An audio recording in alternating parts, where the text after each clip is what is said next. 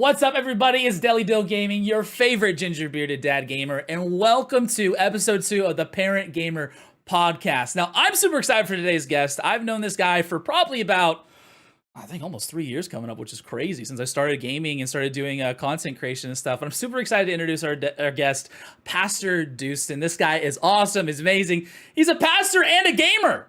And that's really awesome because I'm also a pastor and a gamer. So to meet another person that's like that is pretty stinking amazing. So, dude, Pastor Dustin, thank you so much for joining us today, man. Just introduce yourself a little bit. Tell people, gamer, are you a content creator, what you content create, what kind of stuff that you do in the gaming side of things.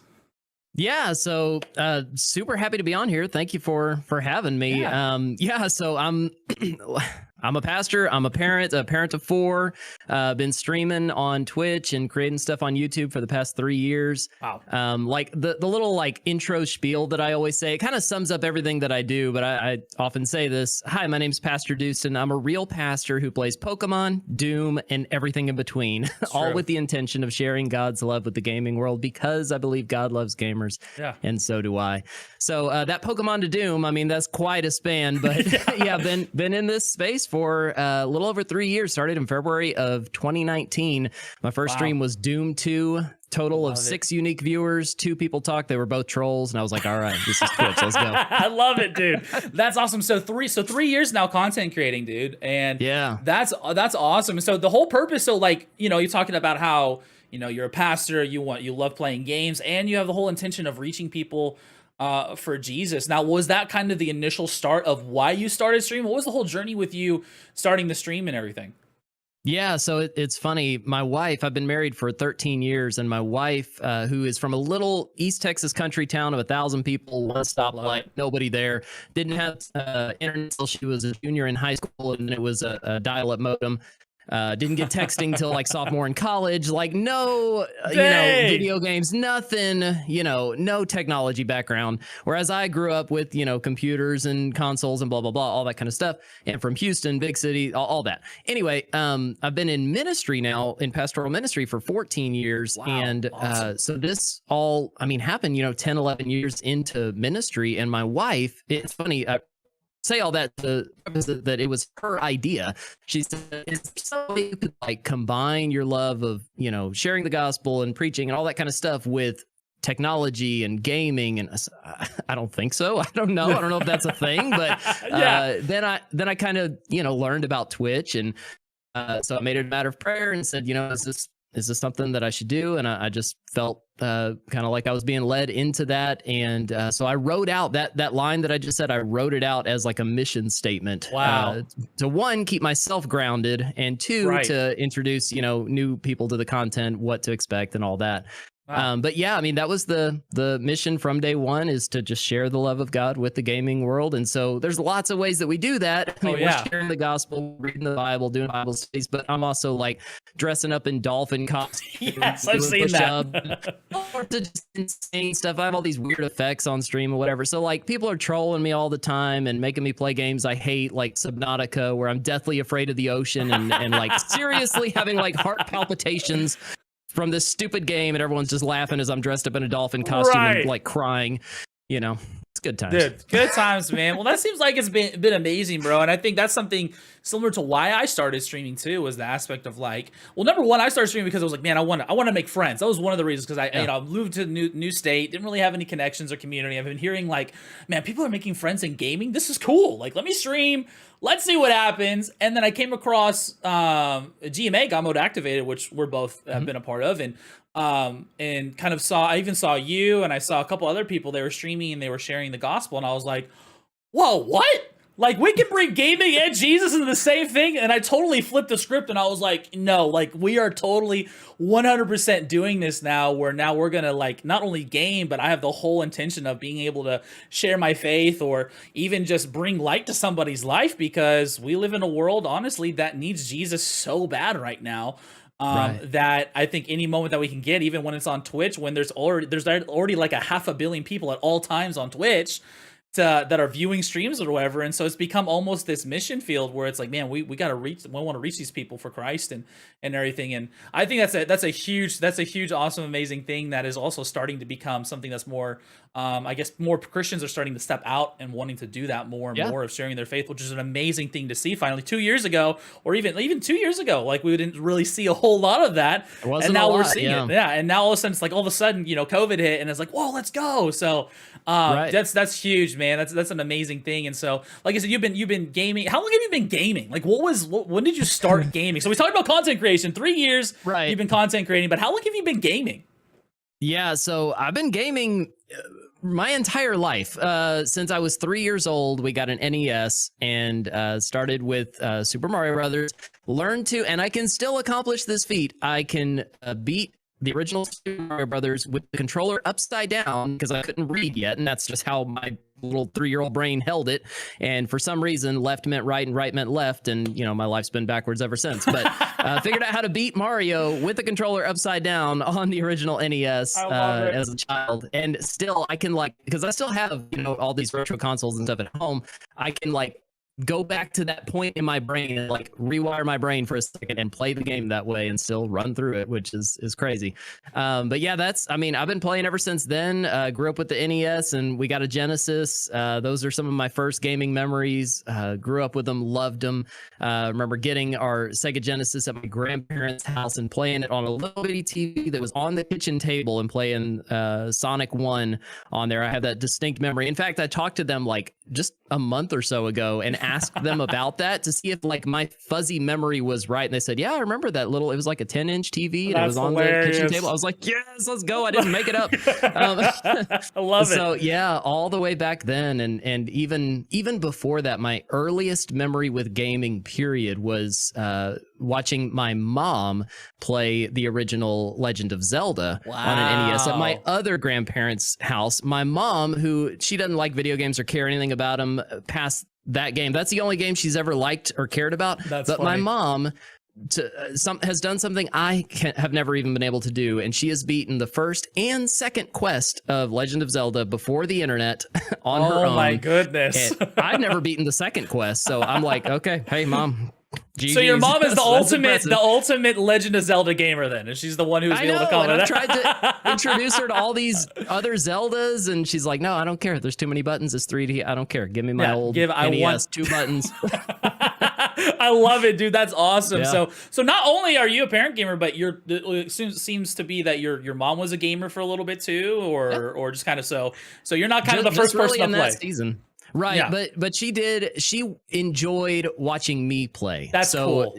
We didn't have everything. I Right. didn't get a Super Nintendo or a PlayStation. I got a few consoles and a few games, but I loved them, and she loved that I loved them. That's cool. So yeah, she was supportive of it and encouraged and all that kind of stuff. And she set boundaries too. It wasn't like, all right, go spend 18 hours today playing Mario. Right. But she enjoyed it, and it's been fun to try and pass those memories and experiences on to my children. Yes. Who are in that kind of age range now, and they're enjoying gaming, and it's fun to see what they enjoy, what they don't enjoy. I have, like I said, all those retro consoles at home because I'm primarily, even though it's not what I primarily stream, I'm primarily a retro gamer. Yeah, That's what I enjoy. Yeah. So it's fun to play those with them and introduce them to games and see which games they gravitate towards and which ones they say this is dumb and looks ugly and I don't want to play this. Right, exactly. And that's so cool that your parents, because I know a lot of people in our age group, maybe mid-20s to 40s even too, when we were kids and gaming kind of started to be gaming had been out since for a while, but gaming almost became it was bigger. The PlayStation 1 came out, the Nintendo 64 was coming out, and a lot of people didn't see the value in gaming. A lot of people were like, it's a waste of time, or there's nothing good that's going to come out of gaming, or whatever it is. And a lot of people our age, their parents would say that because it's a new thing, and sometimes new things scare people or they'll make sense to people. A long time ago when Facebook came out or the social media came out, everyone's like, bro, it's kind of stupid. And now everyone's like, oh, we love social media. It's one of those things where now gaming has almost become acceptable in our society now, because people who are our age are now turning into, the ages that our parents were when we were kids, and so now it's super popular, and now it's almost like your kids don't game, that's weird. Or hey, you don't game, like you don't even play mobile games, like who are you? Like this is 2022, people, we need a game. But it's just so cool to see the fact that you are doing that even with your kids now too, and that's something that I've started to do too. My daughter, she's 4. We've been doing like either Super Smash Bros. Or she really loves some of the mobile games that I have too, like little Angry Birds, or there's a game called Tiny Wings where you have to fly the bird across islands and stuff. And so she's starting to really love that too. So that's really cool to see a parent like yourself wanting to share that with your kids, because I think that is a really cool thing, because I think just in general, us as parents sharing like our passions for things, even if our kids down the road are like, I don't really like that too much, but it's really cool to see that it's not something that is frowned upon now. It is something that is almost encouraged. Like share your love and share your how much you enjoy gaming with your kids. And that's something that has been really cool to see now that my daughter's getting older, and I'm sure with your kids getting older too, to see like, wow, like this is super cool. Let me ask you a question. Have you ever been like, because I had, the guy that I had, I've talked to a couple other parents, and the guy that I had last week on the podcast, his 6-year-old, he said he was like cracked out of his mind at Fortnite, like beating him and everything like that. And I'm just like, I'm thinking like when we were kids, like we had like the 8-bit games going across. We didn't have to worry about multiple joysticks, and just seeing, I don't know if you've ever had that moment where you see your kids and you're like, holy cow, like I didn't realize how good at this you were. Like my daughter beat me at Smash Brothers one time, and I'm like, how did you do this? Like how did you manage to beat me? And like I should be beating you. Have you ever had a moment where you're like, wow, this is insane, like watching your kid like actually be like good, or maybe even better at a game than you are? Yeah, so I compete with them a lot in these games, and my wife gets on to me because I don't take it easy on them. If we play Smash Brothers, I'm going to destroy them. I'm going to make them cry. Learn your place. Mario Kart, and she's like, let them win sometimes. I said, no, because when they win, I want it to be because they got good enough to beat me. And so they're like, okay, we're going to, and it pushes them to practice and whatever. But I have had those kind of moments with certain games that I don't know anything about, like Minecraft, for example. Right. My 11-year-old, my 6-year-old, they love Minecraft, and I don't know anything about it. So like, I'll be looking at it and watching, and I'll try and play, and I'm like, how do I do this? How do I do that? Well, if you just go mine this thing, and then you combine this, and then you build it this, and how'd you know that? How do you know all this stuff? And like they learn all this stuff, which is just amazing to me, because they love it. They enjoy it. They have fun in that world. And so it's fun to watch that like spark in them, even though it might not be something that I care about at all, because I don't like Minecraft, but they do. And it's fun to watch, to watch them enjoy it. So that's been really cool. Yeah, it's super cool to just to see that excitement with your kids and everything. It's something you love so much. You're like, wow, like my kid's enjoying it. Like I remember I have memories of playing this game like when I was 6, and now they're enjoying it. It's just kind of that special, that awesome special moment. Okay, so a couple questions I have as we go through this and everything. We talked about the first game. What was the first game you ever played again? It was Super Mario Bros. You said? Yeah, Super Mario Brothers. Yeah. Dude, great game. Okay, so we got that first game ever played, Super Mario Brothers. I think the first game I ever played was Sonic the Hedgehog on Sega Genesis, and I still have not yet to. I have yet to beat the final level, because when I was 5, I was like, I know I need to go back and beat it. I know. So we got your favorite game, or what's your first ever game? What is your favorite game of all time? What's your favorite game, like out of every game ever? What, like if you're like, man, you know what? This game right here is a defining moment in my life. All right, so I know this only because I love making lists. And so I've had my running top 10 for a while. I love it. There was a game that came out just a few years ago that knocked a lot of things down. So now I have a top 11. I'll run through the top 11 real fast for you, and I'll tell you not my number 1. So number 11, which was number 10, now it's just my honorable mention, is my favorite NES game. It's Castlevania on the NES. Love Castlevania. So good. Number 10 is Banjo-Kazooie. Dude, it's so fun. It's so fun. Number 9 is Sonic 3 and Knuckles. Like Sonic Mania is real close for me, but like Sonic 3 and Knuckles had more levels. It had the Hyper Emeralds. It had Hypersonic. It just so good. Yes, so good. Number 8 is Castlevania Symphony of the Night. My favorite Castlevania. Such a good game, and one I played as an adult because again I didn't have a PS1, so that was super fun. Number 7 is Pokemon. Just in general, it's really hard to pick one because there's so many good ones. So many great ones. Yes. Yeah, I mean, I think I'd lean towards a Johto game, either the originals, Gold, Silver, Crystal, or Heart Gold, Soul Silver. Some of my They're favorite so right good. there. I think Gen 2 Pokemon was my favorite of all time. I agree. Yeah, probably my favorite Pokemon game, period, is a ROM hack of Gen 2 Yes. called Polished Crystal that like just makes it perfect. Yes, I love it. But number 6 is old school Doom. So, like I said earlier, I play Pokemon Doom and everything in between. Those are Yep. two of my favorite games. Love old school Doom. So fun. I'm not a big FPS guy, which everyone always jokes like, you're the Doom guy. What do you mean you're not a big FPS Right. guy? It was like that was one of the games that made FPS like Right. a thing. Yeah. It's like beyond old school Doom. I don't play Right, many yeah, FPS, yeah. but oh man, I love that. 5 is Super Metroid. Again, played that as an adult. Even Doom, I only played the first like the freeware thing as a kid. I played that all the time. Never Love knew it. what happened after it until I was an adult. Got the I game for love myself. that. I met the Cyber Demon as like a 25-year-old. It was like, what the heck is that? You know, it was awesome. I love it. So I had the kid experience and the adult experience. What number 4 is The Last of Us. Oh my goodness. Great game. Game makes Oh me my cry gosh. so much. So many tears are shed during that game. Yeah, that's why I don't stream that game, Yeah, because I will just be crying. I don't want to be crying like a baby in front of everybody. What's wrong? Especially The as a Lord's touching me parent. right now. But Dude, yes, yeah. yes. Oh my gosh. Oh my Especially you're like, goodness. oh. Anyway, Dude, like recommend if I not played play that as a game as a parent. Yeah, oh, it's brutal. It's amazing, but it's brutal. Number 3 was that game that knocked so many things down. That's Hollow Knight, a game I've put hundreds You of hours have played into. that done. game a ton. I've seen us like every time Hollow Knight. We need to do a Hollow Knight challenge. I'm like, why Yeah. Hollow Knight? I love that game.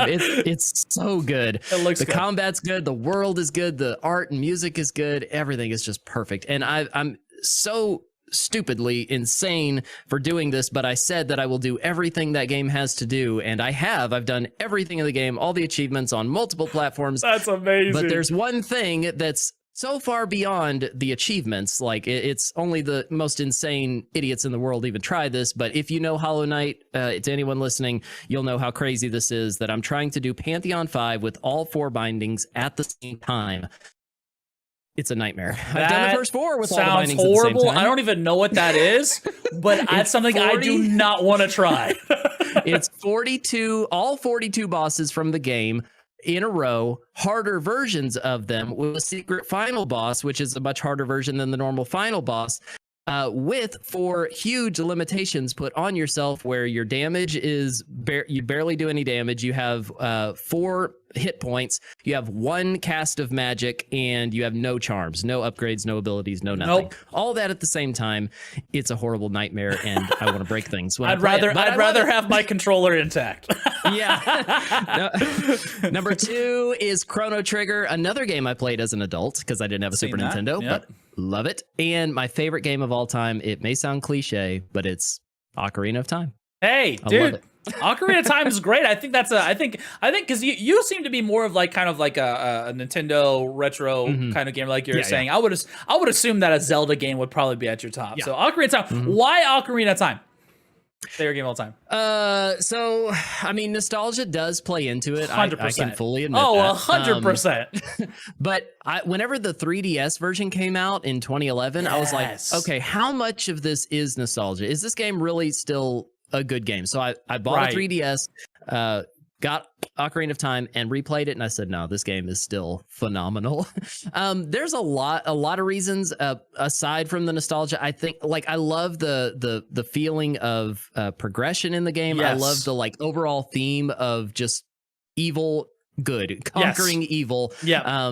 It's so satisfying to beat that game. It's just it feels like you're getting stronger and stronger, finding more stuff. It's this big world to explore, and just collecting this arsenal to go and take on the final boss and save the world. Yeah, it no, really exactly. feels like you save the world. Yeah. So I love that feeling. Yeah, it was a good game. I think in general too, like as playing as a little kid too, and even now realizing it was like it wasn't an open world game, but you could choose kind of like where you went dungeon wise and like started. I know certain areas you should go first so that way you can get certain items, but it just Right. made that kind of like overall experience where it was like, wow, like this game is fun and it's open world, and like it's not even, some of it was hard, especially as like a 10-year-old. You're like, what am I doing right now? The water temple was the worst thing on the face of the planet. We don't talk about the water temple anyway. Brutal.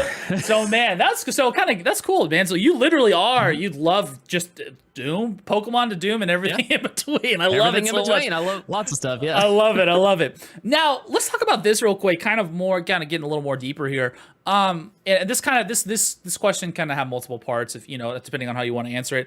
But what is the biggest struggle between, obviously you're a parent, you're a content creator, you're a gamer, you're a husband, and like you have 4 kids, and if you don't mind me sharing this, I know one of the kids I think has Down syndrome. Down syndrome. And adding on top of that a kid who has special needs and everything like that too. Like what would you say? I guess like number one, what's the biggest struggle with that? And I know knowing you, I know you're a man who definitely has things balanced pretty well and is making sure, family's first and everything. And I know that about you, but I know even with that, it can be a struggle sometimes because we love our families. We love our kids. We love, our wives, and we love gaming, and we love reaching people for Jesus through our platforms of content creation.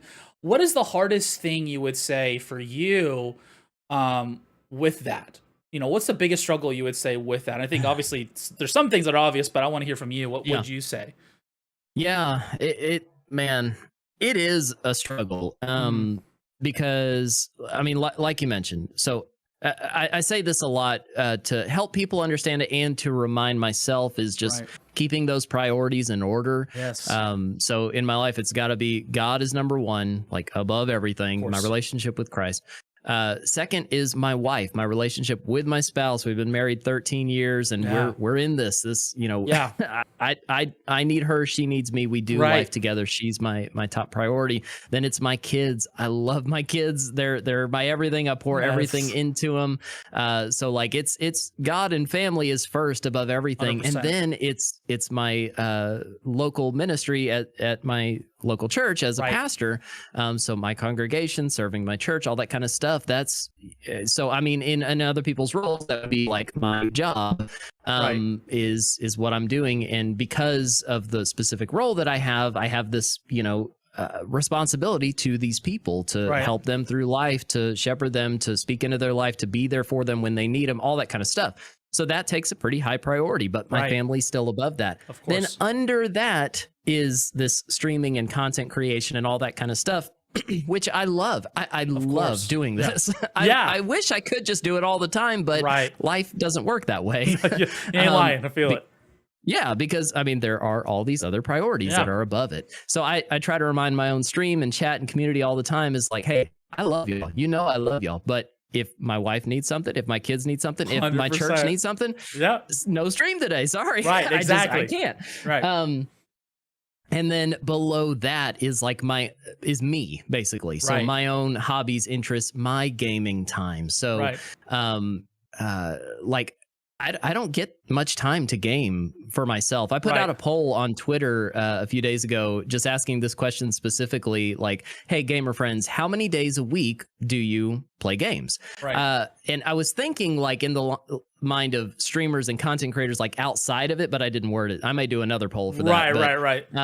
It was interesting to see how many people played either every day or 5 to 6 days a week. And I was like, man, lucky. I was like, gosh, how come I can't do that? Okay, I'm good if like I get a day a week, and that's good. There's a lot of weeks I can't. And so the only ways I really can is like if I put all my kids to bed, spend time with my wife, whatever, everyone's asleep, and I want to stay up late, which, I mean, we all get to bed around 10 or so, but then we all wake up at 5:36 in the morning, something like that. Gotta get the kids to school, everything like that. Gotta get kids to school and everything. So it's like, do I sacrifice sleep to game because my schedule throughout the day doesn't allow it? If I were to spend time gaming in the evening or something, I would have to neglect my family. So it's just there's not a lot of opportunity, and so that takes a lot of discipline to say I really want to do that. I mean, like I'm level 36 in Elden Ring, and it's going to take me 10 years to beat that stupid game. game. Dude, I wanna feel play it. I 100% feel it, man. I'm like level 20 something. I get it. Yeah, it's like, and everyone's like, why aren't you on New Game Plus yet? And I'm like, because time to play this game. Yeah. I said, it's a game that I've said it's going to take me several years to beat, and I'm fine with that. Right, I'll right. play it as I have time and enjoy the journey, and it'll be satisfying when in 10 years I say I beat Elden Ring, and everyone's like, There's oh, we're Elden on Ring 3's up. 5. Right, yeah. Right. So Love it. like, whatever. But yeah, it does take a lot of discipline and, you know, kind of just dying to self in that and Yeah. saying, you know, I want to, but it's okay if I don't get to. Yeah. You know, hey, whenever I retire, all those old retro consoles, they'll still be sitting there. Of I'll have time to course. play more then, you know, Of when the course. grandkids aren't over or whatever. Right, I'll play the game. Right. So like there's that, but it does take some discipline there. And then Yeah. just, you know, life in general, like you mentioned. So we have 4 kids. Our 2 older ones are biological. Our 2 younger, including Eva, who has Down syndrome and multiple medical issues, serious Yeah. medical issues. I have a whole video on her story. It's very Wow. heartbreaking and infuriating. But they both came out of the foster system and both are adopted kids and very, very difficult situations, both of them. Wow. And so like Eva specifically, she takes a lot of time. My wife is off work today with Eva having a surgery right now, actually. Wow. And that's just part of life. You know, Yeah. we have to take care of them and that's just part of being a parent. Yeah, Is- 100%. and, you know, like all the fellow parents who are listening and you just, you know, as soon as you hold your child for the first time, like there's that moment where it just clicks. I'm fully responsible for this child. Yes. If I don't do what I need to do, they don't eat, they don't live, they Right. don't grow, they don't whatever. So I'm responsible. I felt that, and it's a lifetime of pouring into them, of Yeah. protecting them, of raising them, all that kind of Mhm. stuff. It's not just those first 18 years. I mean, No, once they it's grow not. up, they're It's- still gonna need help. Like No, exactly. I still call parents for exactly. I things. still call my Yeah. dad. I'm like, I call my dad. I'm like, Dad, I have no idea what I'm doing right now. Right, It's like exactly. I'm 30, and I'm like, you know, Mhm. and that's the cool part thing though, is that we want to be able to raise our kids enough, like in that way, where it's like, I want, like when I'm 80, you know, God willing Right. that He allows me to live that long, and you know, my kids are, you know, my daughter's 50, that she can still call me and be Mhm. like, hey Dad, I need your Yeah. help, or I need some, you know, it's like, we want that, and that comes from exactly what you're doing, is putting your kids and your family first. And I think it's really tough, especially like as gamers, like we love gaming, and I think gaming is such this weird, not a weird hobby, but I talked about this in a video before. It's like gaming almost takes like all of your attention. So if you're a gamer and you love to game, like you're zoned in, and so it's hard to kind of like detach yourself from it. And so you have to be specific with what, it's not like, hey, I'm going to go fishing and I can take the whole family with me. We're all fish together, or Right. we're going to work Right. on cars. Let me teach you how to work on cars or whatever. Or maybe you have a different hobby, and it's tough when you're a gamer. It's like you are zoned into it, you know, and so it's tough to kind of like, especially, you know, wanting to give all that time that you want to gaming. But at the end of the day, Yeah. our family matters most. And I think out of every parent gamer who's listening to this, like, you're not alone in the struggle of wanting to game, or even if you're a content creator and you want to create content and you love it so much. There's nothing wrong with that. But at the same time, making sure that we put our families first. And I think even out of putting our families first, we can even begin to see, man, even enjoying the time that we have to game more, or even enjoying the content that we create even more, because we feel satisfied with ourselves as being a parent, of raising our kids right, of making sure our kids are taken care of. And then we can enjoy what we love to enjoy, which is gaming, Right. content creation, and streaming with us. You know, we love to, you know, I love streaming just because I love seeing people's faces, and I love being able to talk to people, and, or not see people's faces, but, you know, be able to talk to people Yeah, yeah. and everything like that. But no, dude, that's huge, man. And definitely, I think a lot of parents listening to this will be encouraged by that. It's that, man, dude, like you got you. And the amazing part is, though, dude, from just witnessing how you do things, like you do it so well. And I just wanted to say that as someone who sees you as a parent gamer, you do it so well with family. You know, I mean, with putting God first, with your family, with your kids, with your ministry. Like, it is definitely noticeable. And so Thank if you're watching this and you don't know who Pastor Deucin is, make sure you follow him on everything. Like literally, I know we're not at the end yet, but make sure you follow him on everything and watch things. If you're a parent gamer, like he's definitely somebody to watch and to just kind of engage with in the community that he has and stuff. But dude, that is huge, man. And like you said, like you're just kind of like, man, it's normal life. We're just rolling with it. I know that, you know, we have a child who has Down syndrome, who has multiple medical issues, but yet, you know, that's life, and we're loving her, and we're throwing gaming when we can, and we're doing what we can with it, and that's a huge thing, bro. Now that we talked about struggle, what is the biggest joy just being a parent? Like for you, not or forget the gaming aspect, but what's like the biggest joy about just being a parent for you? Yeah. Oh man. I know there's a lot. I know that's a loaded question. You're like, well, thanks. I can only pick one out. And we can talk 20. We can talk at 2 hours about why there's a joy of being a parent. Right. But what is something that, man, you're like, man, like whatever it is, like what is like a joy that you have when with your kids of just simply being a parent? One of my favorite things is, it'll sound weird, but it's getting to know my kids. Yes. And what I mean by that is whenever whenever we had our first daughter, who she's 11 now, I assumed that, okay, kids are just, you know, a moldable ball, and they'll just, you know, grow up however you however you make them, you know, like if I want them to be this way, then I just teach them that way and whatever, and that's who they are. But I was wrong. Kids, facts. Kids come with their own personalities. Yes. God created them as they are, and they can be very different. 100%. Now, you like learn about who they are. You get to know them, like I'm saying, and then you kind of direct them, and you see different tendencies and different, you know, personalities and whatever, and you kind of direct them as you're teaching them and training them and all that kind of stuff. But they're not just some moldable lump of clay that I can mold into whatever I want. No, they are their own person. And 100%. it's part of our responsibility as parents to listen, to watch, to observe, to get to know who they are, and then to direct them accordingly. Right. And so that's one of my favorite things, is just getting to know my kids and learning about who they are and the things they enjoy, and then adapting and how I parent and train them and teach them and whatever. So that's so fun. It's tempting. Like I see why so many parents fall into the I don't know if I want to say trap, but the way of thinking of like, my kids are my best friends.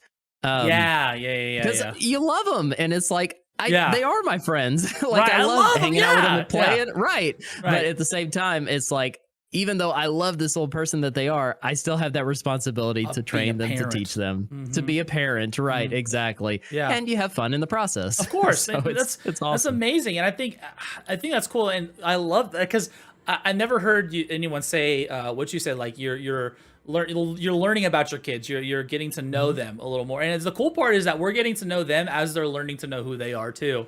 And so we get to see them like, oh wow, and then we get to point that out in them and be like, you're really good at this, or you're really funny, or you can do this really well. And they start to say, oh wow, I can.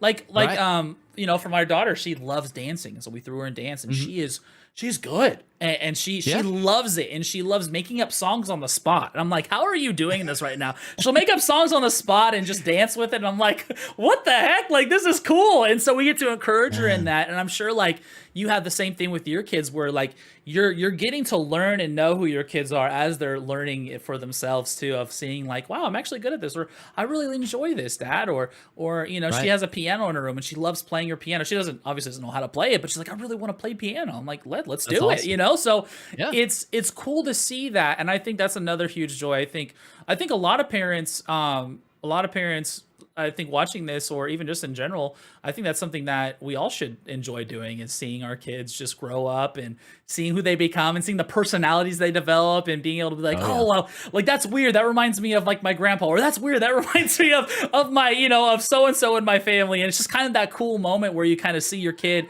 become everything that God's created them to be, and even still in that development process of doing so, because obviously they're still young and they're growing up, but it's just that Right. cool moment and everything like that, dude. But that's awesome, man. And bro, well, won't keep you any longer. But dude, thank you so much for joining us and being on this podcast and just sharing your heart of number one, just being a parent gamer, being a pastor in content creation, your love for Jesus and everything, man. It's been a real treat. But before we go, tell the people where they can find you, when you stream, maybe days of the week, what platforms, everything like that. Would love for them to go follow you and everything like that. Yeah. So first off, thank you all so much for being here, for listening, for being a part of this. If you'd like to connect with me, I stream here on Twitch. We're not on Twitch right now. I stream on Twitch every Tuesday, Thursday, Friday from 12 to 4. That fits my schedule. Again, Yep. keeping Yes, those there it priorities in is. order. Yes. Finding a time that works. So 12 to 4 works for my schedule. But yeah, I'd love to see you there. We do, like I said, we do Bible studies, Bible reading, but we also do lots of gaming and just chaos. Chaos ensues on my stream often, and would love to see you there. So drop a follow on there and say hi. I'm here from the parental unit from Yes. Dill's community. That'd be awesome. Yes. I'll know where you came from. And Yes, also, I'm everywhere on the internet at Pastor Dustin. So wherever Okay. you're active, I'm active. Perfect. But also, YouTube would be the next biggest thing. Posting a lot of stuff over there. In fact, I've got a video coming out. I'll be finishing editing tomorrow and then posting maybe this weekend or early next week. We do lots of Bible studies on there, but also I Awesome. do some gaming and some like tech stuff. And Cool. in fact, my biggest video ever so far is a review of my camera. And so I'm doing a microphone video on a bunch of different mics that's coming out early next week, I think. Awesome. That a lot of people have asked for. So Let's go. That's uh, awesome. yeah, love to see you around. Cool, awesome. Well, Pastor Dustin, thank you so much for joining us. Guys, everyone who's watching, thank you so much for joining us. Look forward to seeing you guys next week on episode 3 of the Parent Gamer Podcast. You guys are awesome. We love y'all. We'll see you next time. Bye. Boom.